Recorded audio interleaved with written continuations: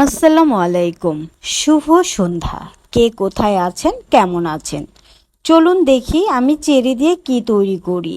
এজন্য আমি প্রথমে গাছ থেকে পাকা পাকা চেরি নিয়ে নিলাম। এই যে দেখুন কত সুন্দর লাল টুকটুকে চেরি। এখন এগুলোকে আমি ভালো করে ধুয়ে পরিষ্কার করে একটি জালিতে নিয়ে নেব।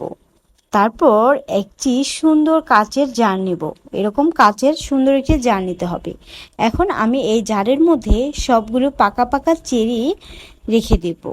আর এর মধ্যে দিয়ে দেব ভিনেগার আর পরিমাণ মতো চিনি। এই চিনিটা আর ভিনেগারটা যখন এটার মধ্যে ঢুকবে তখন এই চেরিগুলোর কালার চেঞ্জ হতে শুরু করবে। আর এইদিকে আমি আমার গাছের সব জবা ফুলগুলো পেড়ে নিয়ে এসেছি। কেন এনেছি তা একটু পরেই দেখতে পারবেন। দেখুন কত সুন্দর জবা ফুলগুলো। এগুলোকে আমি ধুয়ে পরিষ্কার করে নিয়েছি। এখন এগুলো দিয়ে আমি একটি কালার তৈরি করব। যেহেতু এই খাবারটা বাচ্চারা খাবে তাই এর মধ্যে আমি ফুড কালার দিব না। এজন্য আমি ন্যাচারালভাবে জবা ফুল দিয়ে কালার তৈরি করে নেব।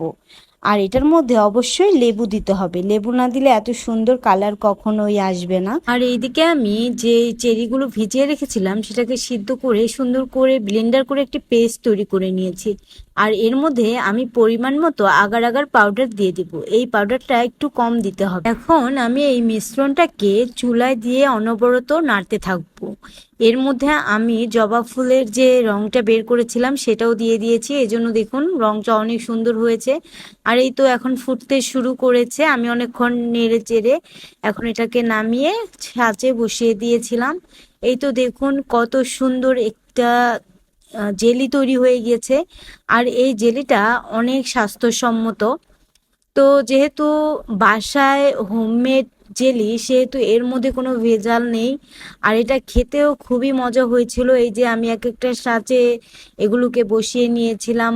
আর আমি বলবো যাদের বাসায় ছোট বাচ্চা আছে তারা যেন বাহিরের জেলিগুলো কিনে না খাওয়ায়। এরকম বাসায় চেষ্টা করলেই খুব সহজেই জেলি তৈরি করা যায়।